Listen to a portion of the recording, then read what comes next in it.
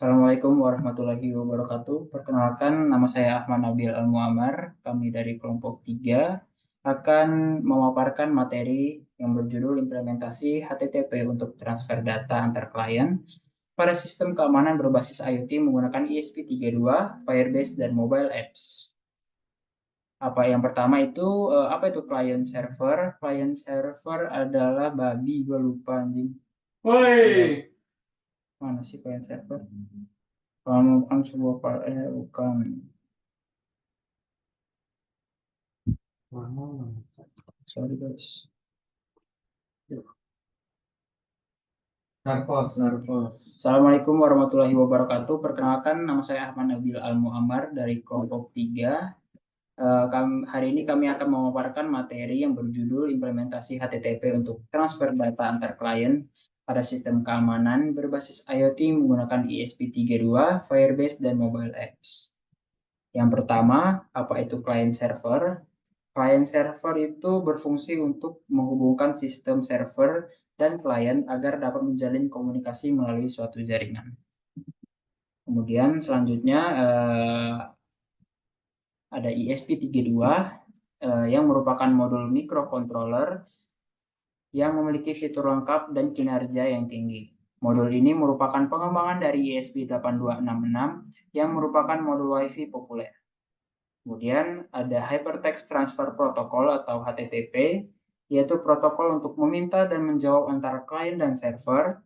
Klien akan mengirimkan permintaan kepada server, kemudian server akan merespon dan mengirimkan data. Kemudian ada CRUD, yaitu Create, Read, Update, dan Delete. Merupakan perintah dengan peran yang esensial dalam sebuah aplikasi database yang sifatnya relasional atau berhubungan. Selanjutnya, metode komunikasi protokol HTTP ada 9 metode yang terdiri dari metode GET, POST, DELETE, PUT, FETCH, HEAD, OPTION, CONNECT, dan TRACE. Kemudian Firebase adalah suatu layanan dari Google untuk memberikan kemudahan bagi para developer aplikasi dalam mengembangkan aplikasinya. Fitur-fitur yang ada di Firebase yang pertama ada Analytics, yang kedua Cloud Messaging and Notification, yang ketiga Authentication, yang keempat Cloud Firestore, yang kelima Real Time Database. Kemudian selanjutnya ada MIT Apps Inventor. Komponen utamanya yang pertama yaitu adalah designer, berfungsi untuk mendesain tampilan berupa aplikasi. Kemudian yang kedua blocks, berfungsi untuk menulis kode aplikasi. Kemudian kelebihan dari MIT Apps Inventor yaitu mudah digunakan karena MIT App Inventor menggunakan antarmuka visual yang mirip dengan aplikasi pengolah kata. Pengguna dapat menggunakan komponen-komponen yang telah disediakan oleh desainer untuk menyusun tampilan aplikasi. Kemudian memiliki banyak fitur. MIT App Inventor memiliki banyak fitur yang dapat digunakan untuk membuat berbagai jenis aplikasi Android. Fitur-fitur tersebut antara lain sensor. MIT App Inventor dapat digunakan untuk mengakses sensor-sensor yang ada di perangkat Android. Kemudian database, MIT App Inventor dapat digunakan untuk menyimpan data di database. Kemudian internet, MIT App Inventor dapat digunakan untuk mengakses internet. Kemudian yang terakhir gratis, karena MIT Inventor bisa tersedia secara gratis di internet. Kemudian MIT App Inventor juga memiliki beberapa kekurangan, yaitu tidak dapat digunakan untuk membuat aplikasi yang kompleks, kemudian tidak dapat digunakan untuk membuat aplikasi yang membutuhkan akses ke perangkat keras tertentu. Kemudian fitur-fitur yang ada di MIT Inventor yang pertama itu sensor. MIT App Inventor dapat digunakan untuk mengakses sensor-sensor yang ada di perangkat Android. Ya, sensor-sensor yang dapat diakses adalah sensor cahaya, sensor accelerometer, sensor magnetometer, sensor proximity, sensor giroskop, kemudian database. MIT Inventor dapat digunakan untuk menyimpan data di database. Kemudian internet, MIT App Inventor dapat digunakan untuk mengakses internet. Selanjutnya yaitu fitur utama dari RTDB. Yang pertama yaitu real time. Karena RTDB menggunakan permintaan HTTP biasa, maka Firebase Real Time Database bisa menggunakan sinkronisasi data setiap kali data berubah. Kemudian setiap perangkat yang terhubung akan menerima pembaruan dalam milidetik. Yang kedua yaitu offline. Aplikasi Firebase tetap responsif bahkan ketika offline karena SDK Firebase Real-Time Database mempertahankan data Anda ke disk. Setelah koneksi dipulihkan, maka perangkat klien akan menerima perubahan apapun yang terlewat dan akan menyinkronkannya dengan keadaan server saat ini. Yang ketiga yaitu dapat diakses dari perangkat klien. Firebase Real-Time Database dapat diakses langsung dari perangkat seluler atau browse web. Tidak ada kebutuhan untuk server aplikasi, kemudian keamanan dan validasi data tersedia melalui Firebase Real-Time Database Security Rules, dan aturan berbasis ekspresi yang dieksekusi ketika data dibaca atau ditulis.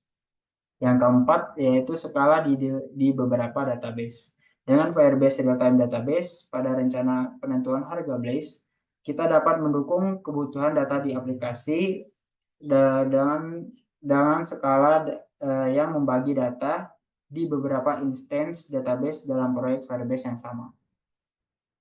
Kemudian selanjutnya, Firebase memiliki kemampuan yang pertama yaitu bisa streaming data yang berumur pendek dan terus berubah. Firebase RTDB sangat efektif untuk streaming data yang berumur pendek dan terus berubah. Misalnya dalam aplikasi chat, Anda dapat menggunakan RTDB untuk mengirim dan menerima pesan secara real time. Setiap pesan yang dikirim oleh pengguna akan segera muncul di perangkat semua pengguna lain yang terhubung ke database yang sama. Kemudian bisa melacak pengguna yang masuk. Firebase dari TDB juga dapat digunakan untuk melacak pengguna yang masuk. Kita dapat menyimpan data pengguna di RTDB setelah mereka masuk dan kemudian mengambil data tersebut saat diperlukan. Ini memungkinkan kita untuk membuat aplikasi yang dapat menyesuaikan pengalaman pengguna berdasarkan profil mereka. Yang ketiga, pemberitahuan kemajuan langsung untuk Cloud Function jangka panjang. Firebase RTDB dapat digunakan bersamaan dengan Cloud Function untuk mengirim pemberitahuan kemajuan langsung untuk operasi jangka panjang. Kemudian antrian pekerjaan Cloud Function, Firebase RTDB bisa digunakan untuk membuat antrian pekerjaan untuk Cloud Function. Kita dapat menulis fungsi yang dipicu oleh perubahan pada lokasi database tertentu.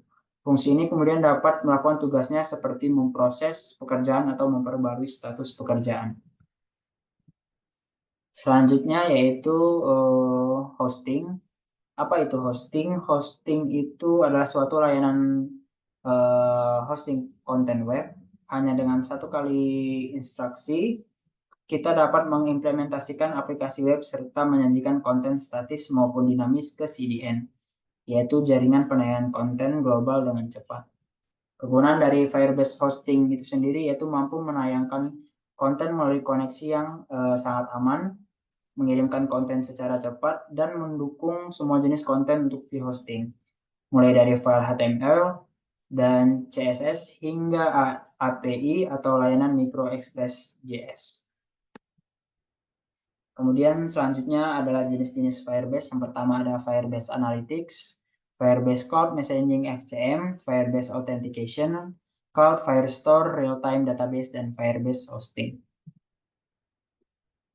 Selanjutnya gambar sistem atau blok diagramnya yaitu yang pertama dari ESP32 atau sensor peer akan lanjut ke Firebase.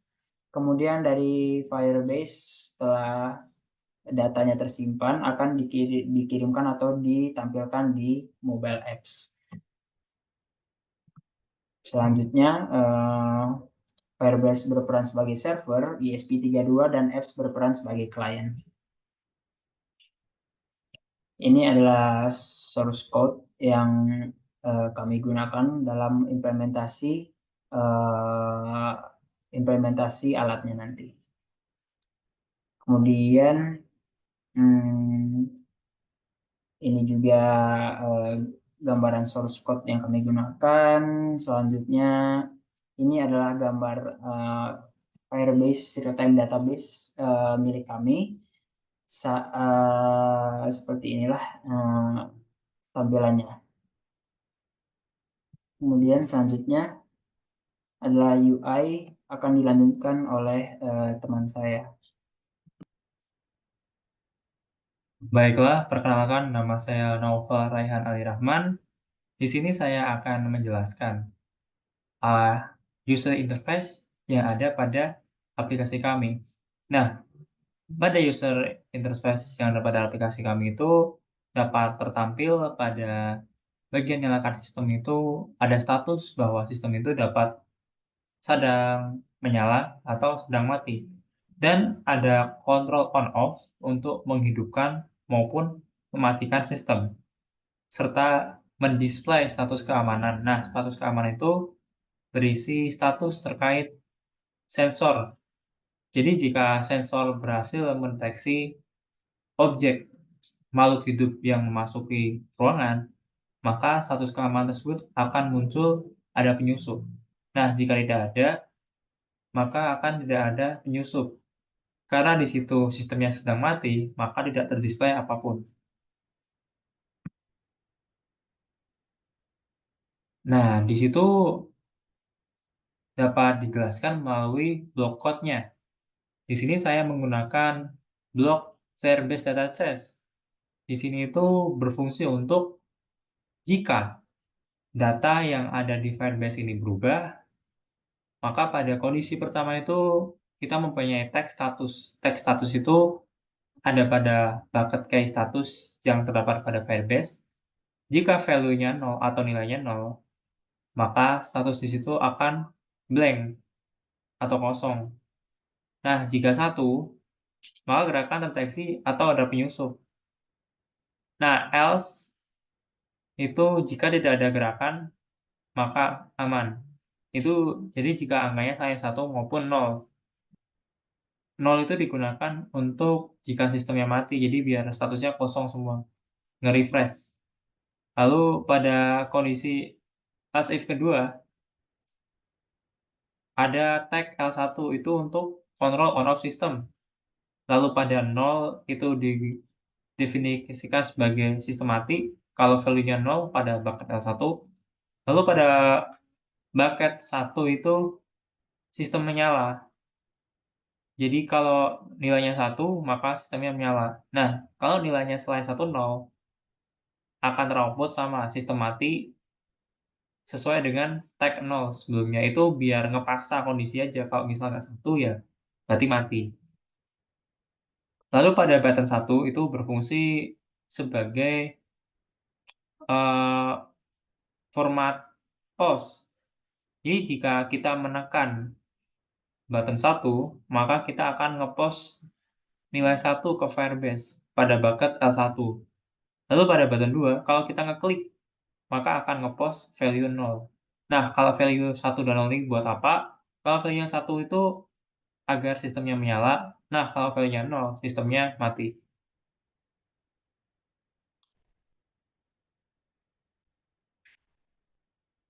Selanjutnya bagian dari saya merupakan anggota dari kelompok 3. Sebelumnya perkenalkan saya Dermawan Senanda dari kelas EL 4502.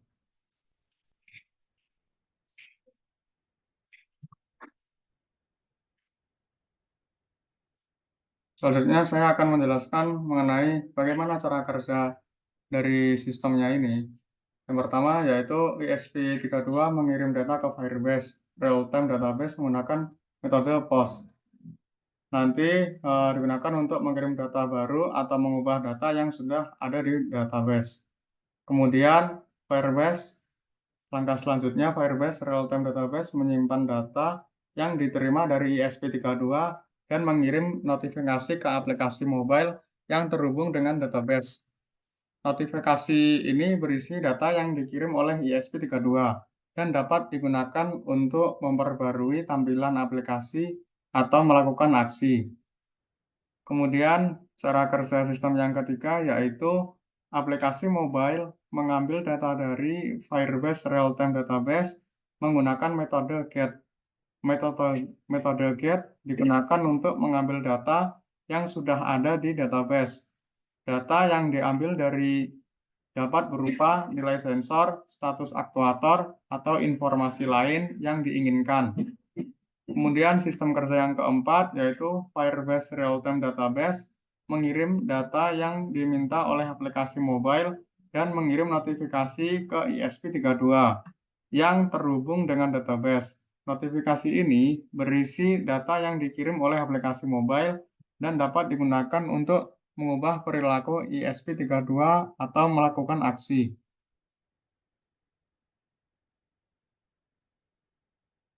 Selanjutnya yaitu hasil yang didapat. Hasil yang didapatkan dari percobaan ini adalah sistem yang dibangun dapat berfungsi dengan baik dan sesuai dengan tujuan percobaan ini. Sistem ini dapat mendeteksi gerakan manusia dengan sensor peer dan mengirimkan data ke Firebase Real-Time Database atau RTDB menggunakan metode POS. Sistem ini juga dapat menerima data dari Firebase menggunakan metode GET dan menampilkan notifikasi ke aplikasi mobile. Pengujian performa menunjukkan bahwa sistem ini memiliki waktu respon yang cepat dan akurat dalam mengirimkan dan menerima data. Pengujian reliabilitas menunjukkan bahwa sistem memiliki tingkat keberhasilan yang tinggi dalam mengirim dan menerima data. Selanjutnya, hasil analisisnya, penggunaan Firebase Real-Time Database dalam arsitektur client server dengan integrasi ESP32 dan HTTP dapat memberikan manfaat dalam pengembangan aplikasi IoT atau Internet of Things. Firebase Real-Time Database memungkinkan penyimpanan dan sinkronisasi data secara real-time antara aplikasi dan server. Selain itu juga, Firebase Real-Time Database juga menyediakan fitur keamanan, autentifikasi, dan analitik yang membantu pengembang dalam mengelola data mereka. Kontribusi bagi pengembangan teknologi IoT, khususnya dalam bidang sistem keamanan. Selain itu, penelitian ini atau percobaan ini juga memberikan manfaat bagi pengguna yang ingin meningkatkan keamanan rumah atau tempat lain dengan menggunakan sistem keamanan berbasis IoT atau Internet of Things. Percobaan ini juga memberikan saran untuk percobaan selanjutnya, yaitu untuk menambahkan fitur-fitur lain yang dapat meningkatkan fungsi dan kualitas dari sistem keamanan berbasis IoT, yaitu seperti kamera, alarm, dan sensor-sensor lainnya. Jadi ini adalah aplikasi yang sudah berhasil kita buat untuk kontrol on-off sistem sekaligus monitoring sistem keamanan. Jadi untuk si on sendiri itu untuk ngepost satu ke Firebase dalam bentuknya HTTP juga. Lalu datanya diterima dengan metode GET oleh ESP32 untuk mematikan sistemnya. Lalu kalau off itu ESP32 akan nge-get 0. Jadi 0 itu si sistem bakal mati. Lain itu bakal ke output bahwa sistem ini kan masih mati. Jadi ini harus dinyalain dulu. Nah, kalau di sini status keamanannya masih kosong karena sistemnya belum dinyalakan maupun dimatikan. Nah, sekarang kita coba nyalakan. Nah, di sini langsung ultra output sistem menyala dan di status keamanannya tidak ada penyusup karena tidak ada aktivitas yang melewati sensor tersebut. Nah, sekarang kalau kita langsung lihat saja ke real-time database-nya. Nah, di sini L1 itu untuk bucket terkait on-off sistemnya, tertulis 1. Nah, 1 itu artinya nyala. Lalu kita akan tekan off. Nah, di Firebase langsung berubah nilainya menjadi 0. Dan bahwasanya kalau 0 itu si sistem akan mati. Oke, sekarang kita akan nyalakan lagi. Nah, 1. Sekarang kita akan mencoba ke alatnya langsung. Oke, baiklah, alatnya itu ada di sini. Kita akan masukkan tangan saya. Nah, akan terdeteksi. Lalu di aplikasi outputnya akan gerakan deteksi ada penyusup. Buzzer akan menyala selama 8 detik kalau ada penyusup. Nah, karena sudah tidak ada yang memasuki area tersebut, maka output di sini tidak ada penyusup. Lalu kita akan coba dengan hal yang bukan manusia. Nah, sisir. Kita coba masukkan ke sini. Nah, karena dia ini sisir ini bukan makhluk hidup dan tidak ada panasnya, maka si sistem tetap tidak mendeteksi gerakan. Jadi di output di sini masih tidak ada penyusup. Lalu bagaimana kalau ada penyusup? Kita lihat di Firebase-nya, tolong kameramen. Saya akan masukkan tangan saya.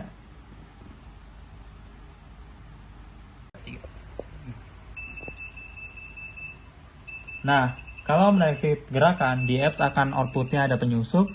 Lalu di Firebase statusnya akan menjadi 1. Berubah kan datanya? Nah, sekarang akan saya jauhkan tangan saya. Di area sistem tidak ada mendeteksi. Nah, maka di Firebase statusnya berubah jadi 0. Lalu di aplikasi juga outputnya tidak ada gerakan, aman. Terus kita coba matikan, off. Nah, off ini L1 akan berubah menjadi 0 karena sistem mati, dan 1 akan menjadi 5. 5 itu artinya apa? Artinya nanti di aplikasi akan terrefresh status keamanannya. Dan di ESP32 akan menerima protokol HTTP dengan format GET mendeskripsikan sebagai 5. Kalau emang si L1-nya 0. Lalu tadi itu post. Lalu si 5 itu di get ke aplikasi. Kalau get 5, maka di sini akan terblank. Baiklah, begitu adalah cara kerja sistem yang telah kita buat. Sistem telekomunikasi antar klien menggunakan protokol HTTP. Terima kasih. Baiklah, kita sekarang akan membuat bagaimana sistemnya ini akan dapat bekerja, yaitu komponen yang dibutuhkan ada ESP32, kemudian ada LED dan buzzer. Nah, ini saya taruh di atas ini sebagai aktuatornya. Ketika nanti ada seseorang terdeteksi, maka si buzzer ini akan menyala dan si LED akan menyala juga. Kemudian sensor peer untuk mendeteksi suhu thermal. Jadi makhluk hidup itu kan memiliki panas tubuh. Jadi siapapun makhluk hidup itu yang memasuki ruangan, maka akan terdeteksi oleh sensor. Sistem prinsip kerjanya itu gimana? Jadi kalau sensor ini menerima panas, lalu panas tersebut akan diubah menjadi aliran listrik. Lalu aliran listrik tersebut akan diterima oleh sensor dan dikirimkan dari si kedua 32 sebagai 1 jika terdeteksi dan 0 jika tidak ditemukan orang. Nah, sekarang kita akan merangkainya saja, langsung saja.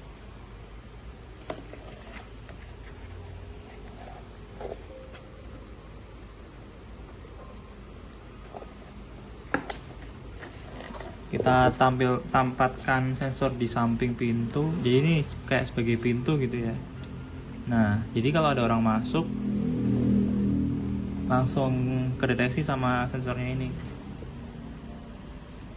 Kalau kita jumper dulu dari pin ground ke breadboard satunya agar mempermudah.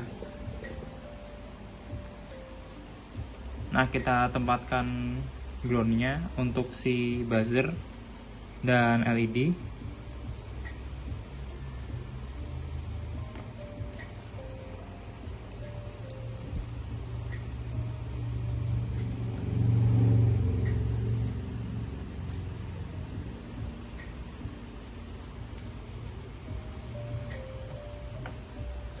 Kemudian untuk pil sendiri akan menggunakan tegangan 5 volt.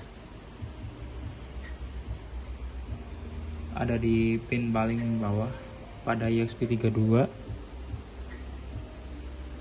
Kemudian untuk sinyal yang diterima akan masuk ke pin GPIO 26.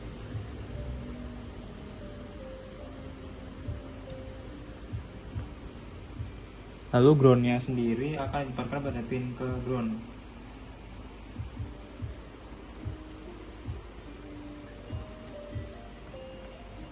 Oke, lanjut. Untuk si buzzer akan ditempatkan di pin ke berapa? Ada di pin 15.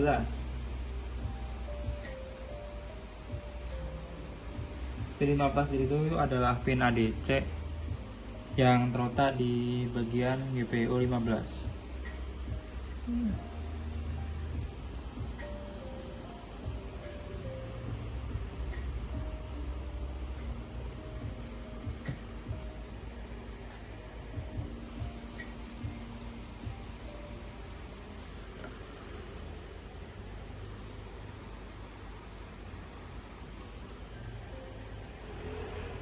Lalu lanjut untuk LED sendiri ada di pin GPIO 2 di atasnya.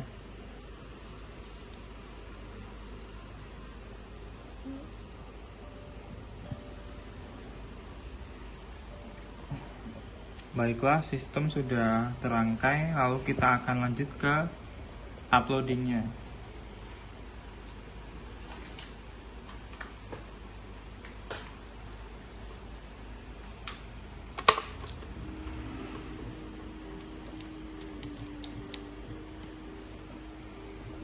Baiklah, saat ini untuk ESP32-nya sudah terpairing ke laptop untuk dilakukan upload program. Kita pencet tools, lalu kita pilih portnya terlebih dahulu, ada pada COM7. Nah, langsung karena dia ini menggunakan ESP32, maka saya akan menggunakan Verbitel ESP32. Langsung saja kita laksanakan uploading.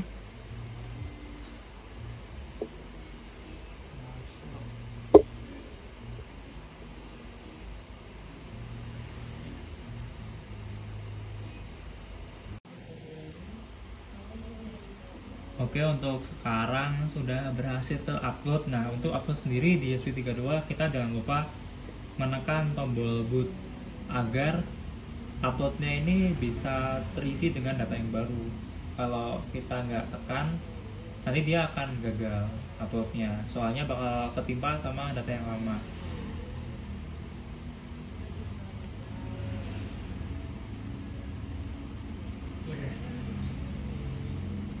Karena ini sudah selesai, maka sudah download upload.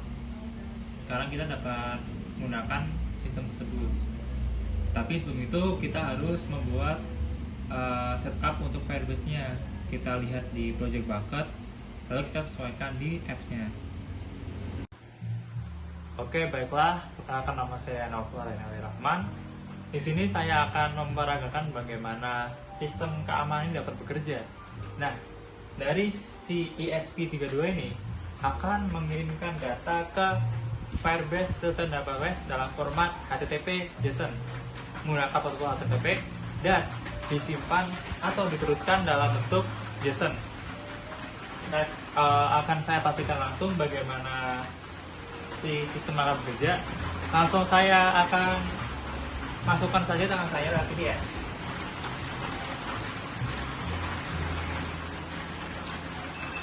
Nah,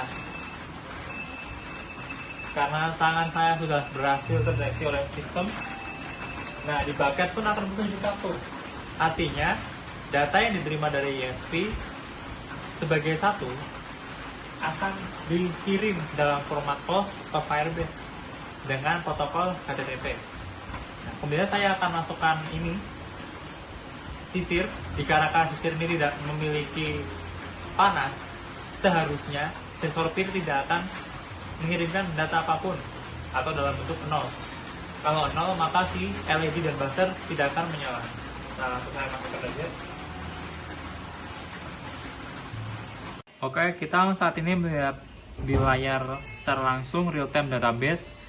Data yang diterima oleh Firebase dalam bentuk JSON melalui protokol HTTP yang dikirimkan oleh ESP32 dengan format POS. Di sini ada bucket L1 dan 0. Di bucket L1 sendiri, artinya itu si sistem menyala. Dan menyala itu artinya si sensor dapat bekerja untuk mendeteksi makhluk hidup yang melewati sensor tersebut. Sedangkan status 0 itu artinya 0 sendiri itu si sistem atau si sensor tidak dapat atau tidak mendeteksi makhluk hidup yang lewat. Sedangkan jika 1, artinya sensor PIR ini mendeteksi makhluk hidup yang lewat. Nah, hari ini saya coba dengan tangan saya, karena tangan saya ini merupakan makhluk hidup juga mengeluarkan hawa panas. Saya coba masukkan ya. Nah, di situ kita lihat secara langsung statusnya berubah menjadi 1. Artinya apa? Artinya si sensor PIR ini berhasil menerima data atau infrared saya, lalu diteruskan ke sensor ISP, ke board ISP, lalu ISP mengirimkan ke Firebase dengan protokol HTTP, disimpan dalam bentuk JSON ke Firebase Real-Time Database. Oke, selanjutnya kita bakalan mencoba menggunakan sisir karena sisir bukan makhluk hidup dan tidak mengeluarkan suhu panas.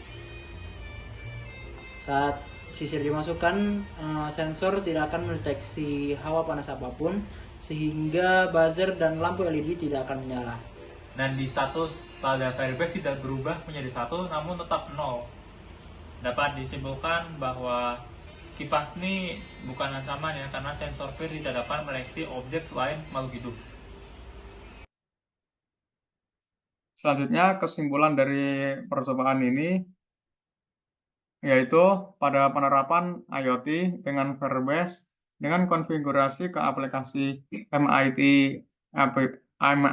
apps, Firebase memiliki delay hanya beberapa detik saja. Dapat dilihat dari jarak 0 meter tadi, data yang dikirimkan dapat memiliki rata-rata delay 0,028 second. Hal ini dikarenakan jarak antara jarak sistem deteksi SP32 dan koneksi Wi-Fi terdapat obstacle di antara kedua objek tersebut, sehingga meminimalisir kemungkinan hambatan yang ada di antara kedua objek tersebut. Pada aplikasi mobile apps, yaitu MIT apps, inverter sudah terkonfigurasi dengan Firebase, sehingga penggunaan dapat memonitor parameter yang sudah dipasang sistem dari kejauhan. Percobaan ini membahas tentang implementasi HTTP untuk transfer data antar klien pada sistem keamanan berbasis IoT, yaitu menggunakan ESP32 dengan sensor PIR, Firebase, dan mobile apps. Percobaan ini bertujuan untuk mengembangkan sistem keamanan yang dapat mendeteksi gerakan manusia dan mengirimkan notifikasi ke aplikasi mobile melalui Firebase Real-Time Database. Kemudian, sistem ini juga dapat menerima data dari Firebase Real-Time Database dengan metode GET dan menampilkan notifikasi ke aplikasi mobile. Sehingga pengujian performa menunjukkan bahwa sistem memiliki waktu respon yang cepat dan akurat dalam mengirimkan data menerima data. Pengujian relativitas menunjukkan bahwa sistem memiliki tingkat keberhasilan yang tinggi dalam teknologi IoT, khususnya dalam bidang sistem keamanan. Percobaan atau penelitian ini juga memberikan manfaat bagi pengguna yang ingin meningkatkan keamanan rumah atau smart home atau tempat lain dengan menggunakan sistem keamanan berbasis IoT atau Internet of Things. Percobaan ini atau penelitian ini juga memberikan saran bagi peneliti selanjutnya, yaitu untuk menambahkan fitur-fitur lain yang dapat meningkatkan fungsi dan kualitas dari sistem keamanan berbasis IoT atau Internet of Things, seperti kamera, alarm, atau sensor-sensor lain. Sekian, saya Dermawan Sananda dari kelompok 3 mewakili semuanya. Bila ada kata-kata atau yang kurang sopan, mohon dimaafkan. Wassalamualaikum warahmatullahi wabarakatuh.